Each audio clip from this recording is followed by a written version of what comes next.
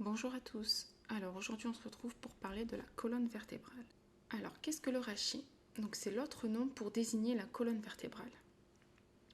Ça constitue une colonne osseuse formée par la superposition de vertèbres, articulées entre elles grâce à des disques intervertébraux de nature fibreuse. Donc celle-ci elle est flexible et résistante et elle permet la rotation, l'inclinaison latérale et la flexion avant-arrière. Donc il existe plusieurs positions. Donc vous avez le rachis cervical qui est composé de 7 vertèbres, le rachis thoracique ou dorsal qui est composé de 12 vertèbres, le rachis lombaire qui est composé de 5 vertèbres et le sacrum qui est composé également de 5 vertèbres. Vous avez également le coccyx. Alors les vertèbres. Donc le rachis est composé en tout de 33 petits os que l'on appelle vertèbres. Celles-ci sont regroupées en 5 segments. Les vertèbres cervicales. Les vertèbres cervicales, en fait, ce sont les vertèbres situées au niveau du cou, sous le crâne. Elles appartiennent au rachis cervical. Et donc, en fait, le rachis cervical contient et protège des éléments nerveux et vasculaires, comme la moelle épinière, les racines nerveuses et les artères vertébrales. Il y a deux vertèbres spécifiques au niveau des vertèbres cervicales. Ce sont l'atlas et l'axis.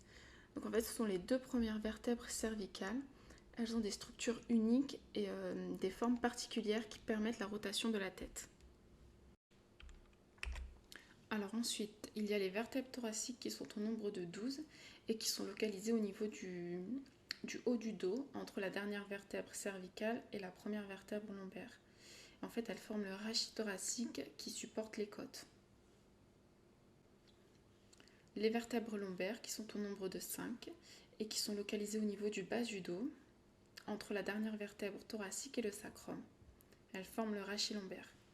Et ce sont les plus grosses vertèbres car elles doivent supporter le poids de la partie supérieure du corps.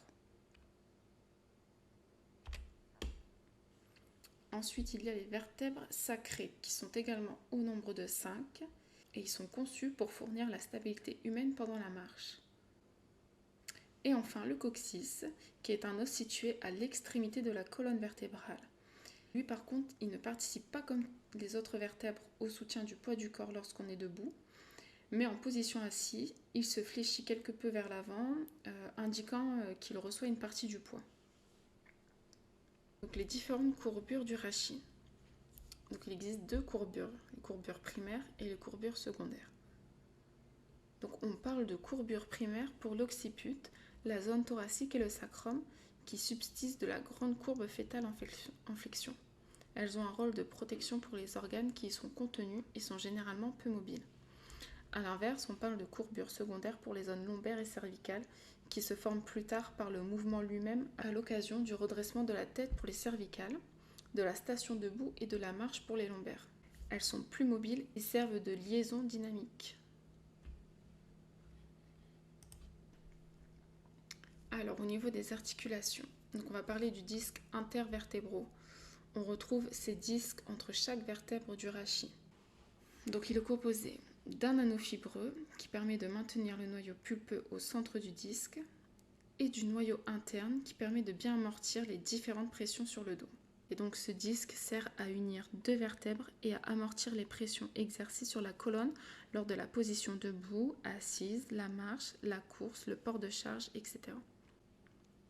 Les ligaments intervertébraux. Alors ce sont comme des super scotch qui unissent les os les uns aux autres. Ils sont très nombreux dans la colonne et forment les différentes structures entre elles. Et enfin les muscles vertébraux. Donc ils ont plusieurs fonctions. Ils protègent l'articulation, la soutiennent et en assurent la mobilité. Il existe deux types de muscles qui sont particulièrement importants pour la colonne. Donc en avant ce sont les abdominaux et en arrière ce sont les extenseurs du rachis. Et c'est démontré qu'avoir une bonne musculature, ça permet de réduire de 30% la charge sur les différents éléments de la colonne. Donc que ce soit les vertèbres, les disques, les articulations. Alors pour conclure, la colonne vertébrale est le pilier de notre corps. Elle définit l'organisation de notre tronc et des organes qui y logent. Un pilier tordu entraînera des déséquilibres aussi bien posturaux qu'organiques. Alors prenez soin de votre dos. Merci d'avoir regardé la vidéo Si vous avez des questions, n'hésitez pas à me les poser en commentaire, ou si vous voulez que j'aborde d'autres sujets, n'hésitez pas à me le dire. N'oubliez pas de liker et de vous abonner, et je vous dis à bientôt.